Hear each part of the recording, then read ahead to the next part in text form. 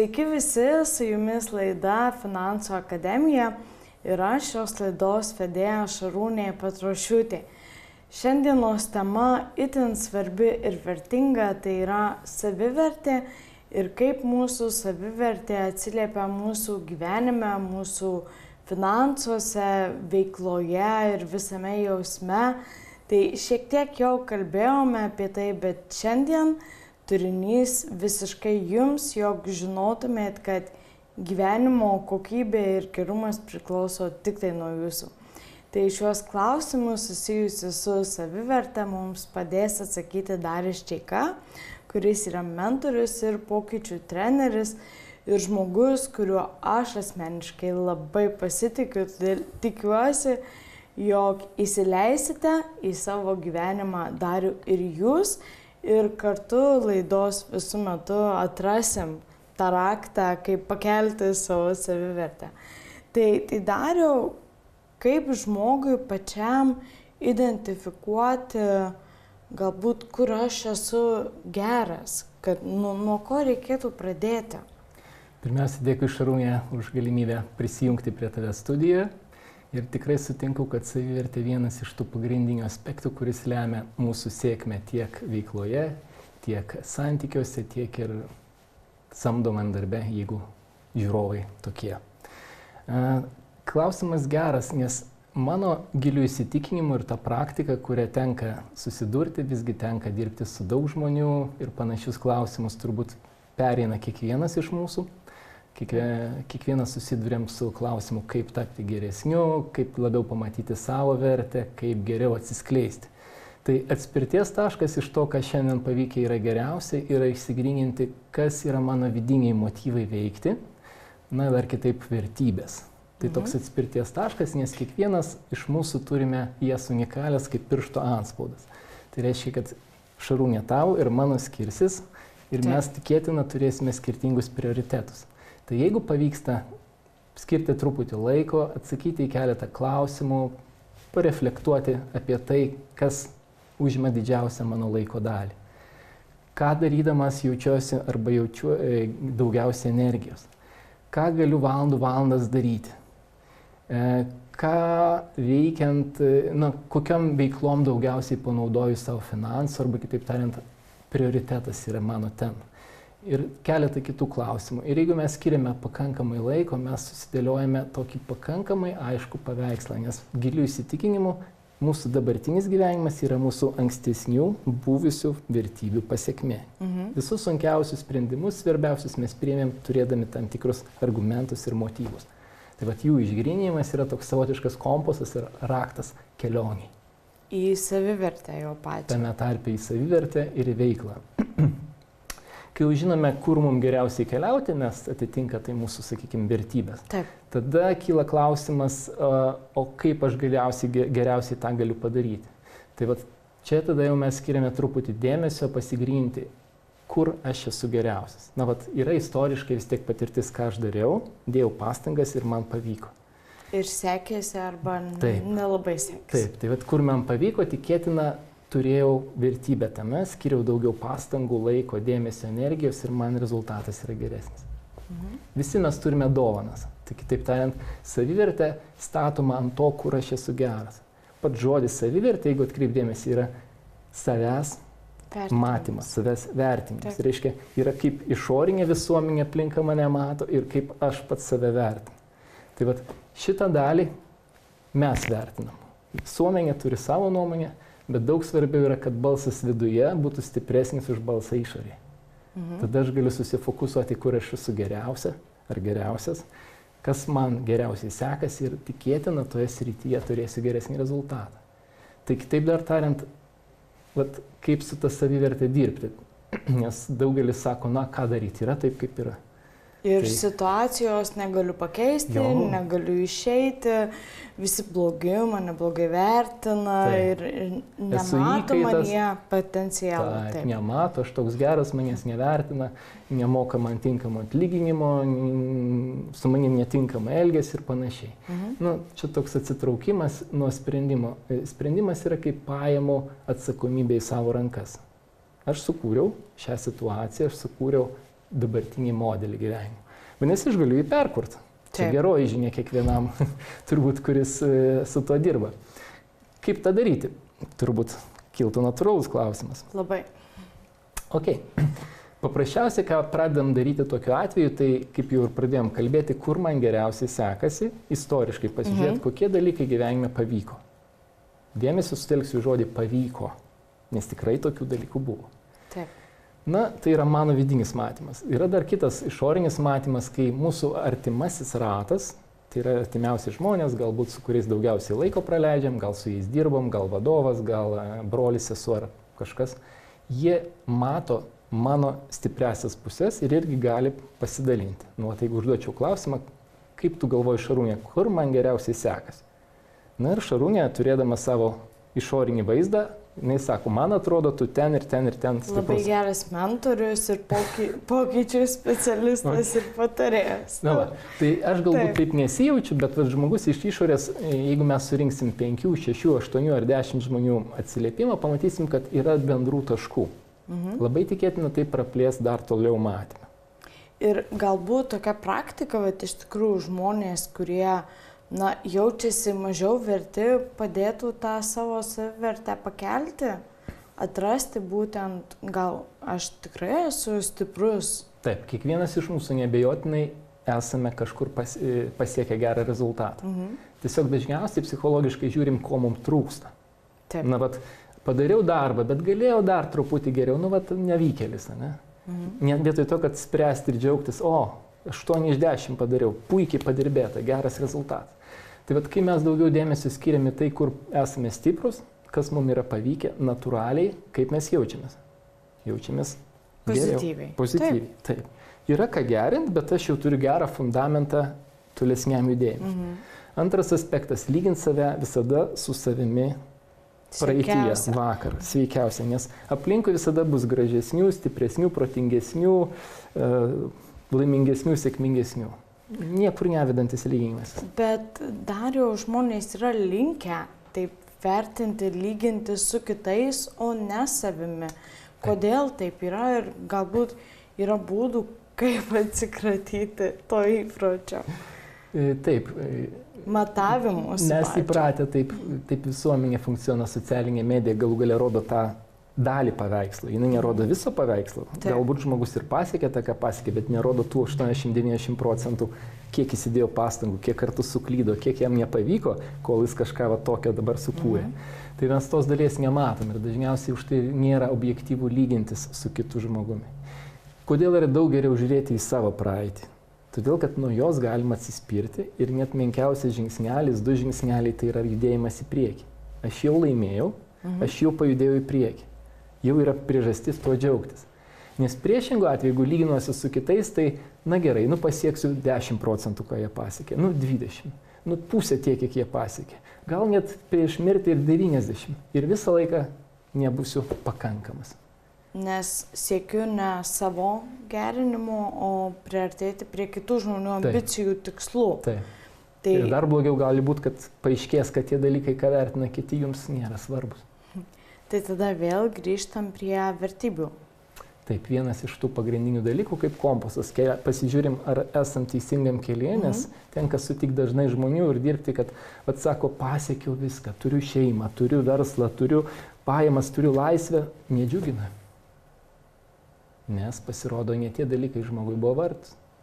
Sako, nėra prasmės. Ir tada tenka grįžti prie pagrindų, žiūrėti, kas jiem yra svarbu gyvenime ir tada ką galima pakeisti, kuo galima praturtinti dabartinį gyvenimą. Nes tikrai įmanoma.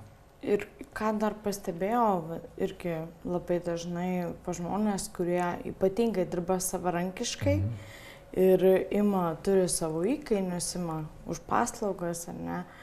Ir sako, žinai, aš nesijaučiu vertas tų savo pinigų, kur tikrai žinau, kad esu puikus specialistas, geras specialistas, bet kai manęs paklausia, kiek aš jums turiu sumokėti, ir staiga dingsta visas ekspertiškumas. Arba norisi pasakyti, gal ir taip, už ačiū. Ačiū, kad atėjot ir viso gero. Taip. Tai kaip tokiose situacijose, ką reikėtų daryti? Irgi yra technikų įvairių, bet jeigu labai pabandyti supaprastinti, kurią kiekvienas žmogus gali pritaikyti, tai tiesiog skirti truputėlį laiko ir paimti popieriaus lapą ir pradėti rašyti kiekvieną dieną po 10-20 naudų arba verčių, kurias mano produktas, mano paslauga, mano įmonė teikia. Kodėl tai yra naudinga, vertinga kitiem. Ir jūs pastebėsite, kad po 2, 3, 4 dienos pasitikėjimas tuo produktu, jo verte auga. Jūsų suvokiamas pasitikėjimas viduje. Ir kas yra? Tai tada, kai aš jau matau, kad tas gaminys, paslauga yra kiekvienam žmogui reikalinga, atneša naudą, vertę, yra daug lengviau įverdinti tą kainą. Nes aš žinau, kad, negerai, paprašysiu ten, 100 eurų, bet aš tai sukuriu vertę už 500 eurų. Aš esu tiek užtikrintas ar užtikrinta savo vertę, kad man yra nesunku įvardinti tą kainą. Tik jo atveju, ką irgi dar dažnai tenka girdėti, kad iš šono ateina tokie tarsi komentarai, jog jūsų paslauga tai labai brangi. Arba galbūt galite padaryti nuolaidą. Tai kaip su tuo susitaikstyti, nes ką pastebiu tarp ypatingai jaunų verslių žmonių, kad tada žmogus tarsi nusimuša ir vėl toks užburtas ciklas gaunasi dėl vienos elementarios replikos. Tai kur čia yra paslaptis?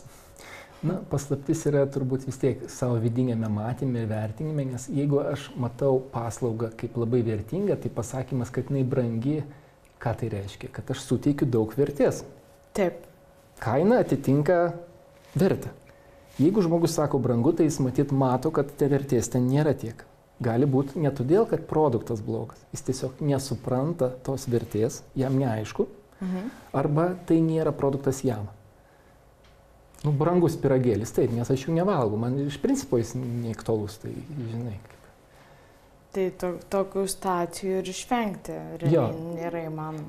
O dėl nuolaidų vėlgi, kaip aš maikštaut galima, vienas iš mano kolegų sakydavo, tai galiu nuleisti, tai kurią paslaugos dalį norėtumėt, kad aš iškirpčiau? Galima ir iš kitos. Taip, aš galiu jums suteikti paslaugos už pusę kainos, be abejo, kurią rinksitės, ar pirmą paslaugos pusę, ar tą antrą nuo galo jau. O finansinės perspektyvos žiūrint, kur dar savivertė turi daugiausiai, taip sakykime, naudos, gal labiau nuo naudų pradėkime. Taip, be abejo. Tai savivertė, jeigu tai pažiūrėti, jinai universaliai teiks naudą kiekvienoje srityje. Bet jeigu kalbėti iš finansinės, jūs dirbat samdomą darbą. Tai jeigu pagalvoti, kiek aš vertės sukūriu įmonei, kaip aš galiu tą vertę sukurti dar didesnę, proaktyviai galvojant iš tos perspektyvos, galų gale ateinant pas vadovą savo, tiesioginį, netiesioginį, su iniciatyvom ir pasiūlymais. Kaip tada galvojat? Ar labiau vertins vadovas tokį žmogų, ar norės jam papildomų galimybių suteikti ar ne? Faktas, kad. Faktas. Tai ateina iš to matymo, kad aš galiu daugiau. Kiekvienas galim daugiau. Klausimų kokybė nulėmė gyvenimo kokybę. Tai vienas iš tų klausimų yra, kaip galėčiau aš sukurti daugiau vertės. Kaip galėčiau leisti, norimą daiktą įsigyti, kažkokią paslaugą. Čia neklausimas pinigų, kaip galėčiau, reiškia, kaip aš galėčiau papildomai sugeneruoti. Tai yra į priekį vedantis klausimai. Kaip galėčiau padidinti pardavimus 2 kartus. Truputį pagerinti ten kažką bendravimą galiu truputį ir padidės, bet kaip reikia 2 kartus, jau yra iš esmės kokybė kita sprendimų. Tai čia toks vienas iš būdų save treniruoti. Ką dar galima būtų padaryti? Tai iš principo,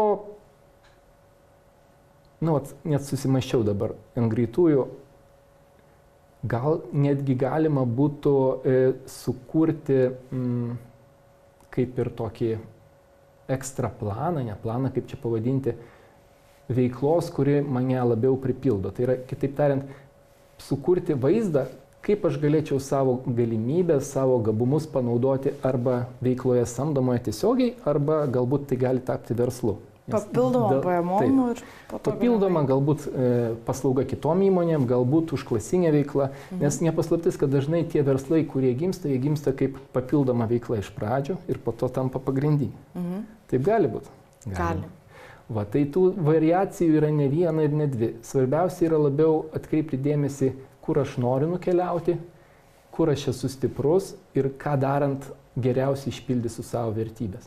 Nes tose srityse galiu ilgiausiai kęsti nepatogumus, ilgiausiai išlaikyti kažkokią, nežinau, konkurenciją, nesėkmes, nes tai bus iš vidaus svarbu.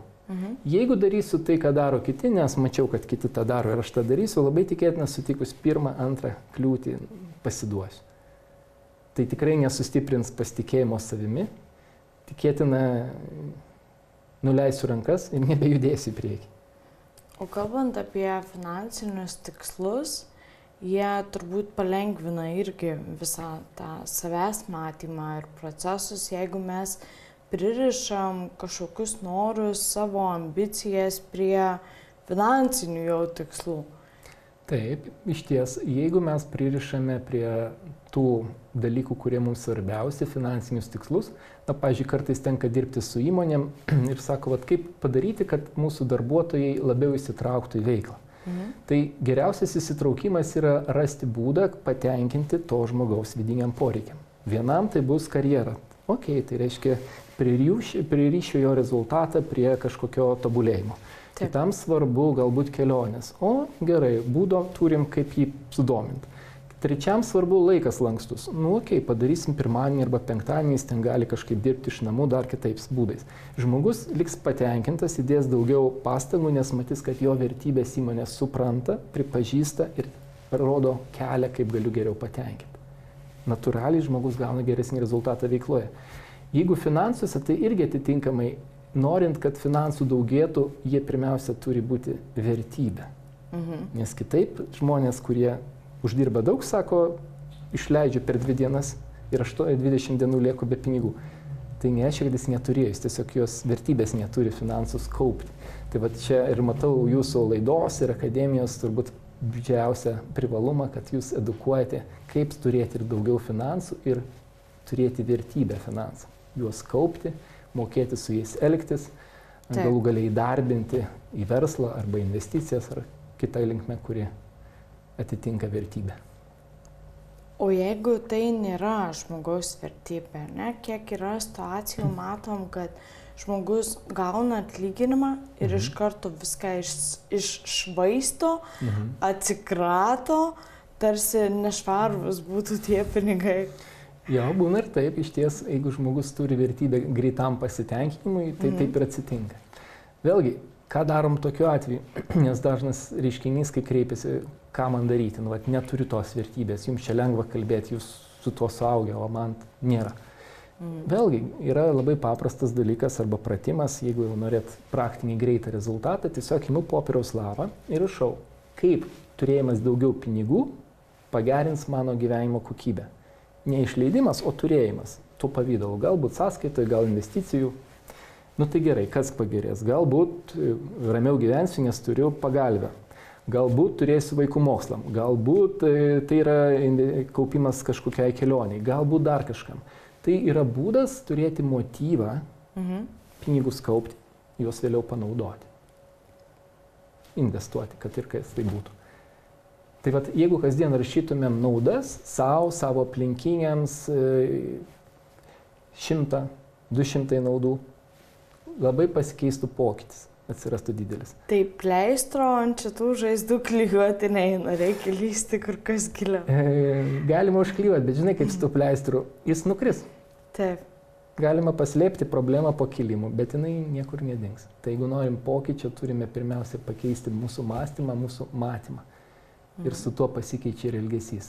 Galų galiai, kaip ir yra, mes, jeigu taip žiūrėti iš psichologinės perspektyvos, kiekvienas turime taip vadinamą automatinę paieškos sistemą priekinėse smegenyse ir jos funkcija rasti tai, kas mums svarbu. Tai jeigu mama laukiasi, išeina į gatvę, jinai mato ko daugiau? Nėščių moterų. Taip. Arba vaikučių, arba moterų. Ar dėl to gatvėje vaikučių padaugėjo? Ne. Tiesiog jos fokusas buvo labai koncentruotas. Tai jeigu mums pavyksta sufokusuoti dėmesį, kaip aš galiu sukurti daugiau vertės įmonėje, kaip aš galiu atnešti daugiau vertės savo ir aplinkiniam, turėdamas sąskaitoje finansų daugiau, išmokęs valdyti juos, atitinkamai keičiasi mūsų elgesys ir dėmesys. Kai keičiasi elgesys, dėmesys, atsiranda daugiau galimybių. O ar mūsų finansai sumažina pyktį išoriai? Taip susimaščiau dabar. Pykti. Nu, žiūrint, ką turi galvoje. Na, sako, žmogus piktas ant viso pasaulio. Ir dažnai irgi būna tos situacijos, kad piktas, nes negali patenkinti savo pagrindinių poreikių, ne dėl to, kad aplinkoje yra kažkas blogai. Ir dažniausiai tai turbūt būna susiję su finansais, poreikių patenkinimu. Nu, mes dažniausiai taip galvojam, kad finansai yra pagrindinė priežastis dėl ko. Bet jeigu taip pažiūrėt plačiau, tai piktų žmonių su finansais ir be finansų skaičius yra panašus. Tiesiog pinigai šiuo atveju sustiprina vidinę savijautą. Tai blogas žmogus pasidaro blogesnis, geras pasidaro atviresnis, nori visiems padėti ir panašiai. Tai nesutikčiau, kad vien tik finansai nulemia pyktį. Gal atvirkščiai sakyčiau, kad čia jau vidinis toks savęs vertinimas. Nes jeigu tu save vertini, jeigu tu matai savo stipriasias pusės, jeigu tu matai, kad tu gali įtakoti savo gyvenimą, tau pykčio natūraliai mažėja. Nes tu labiau tiki savo jėgomis. Ir atvirkščiai, jeigu atiduodi valdžias į kitų rankas, kad kalta valdžia, kad kaltas vadovas, kad kaltas sutuoktinis, kad kaltas dar kažkas, labai tikėtina gyvensi nepasitenkinimo gyvenimą, net ir su didelio sąskaita banke. Tai ačiū Dariau tau už nuostabų pokalbį ir aš labai tikiuosi, jog Finansų akademijos žiūrovai pasinaudos visais tais praktiniais patarimais, juos įgalins ir finansiškai geriau gyvens, laisviau gyvens. Ir sakau, Finansų akademijos toks vienas iš tikslų ir žinučių kiekvienam yra tai, kad gerai ir kokybiškai gyventi galim visi ir visa tai priklauso nuo vienintelio žmogaus, tai nuo to, kurį matome veidrodyje. Tai ačiū Dariau. Su jumis buvo laida Finansų akademija.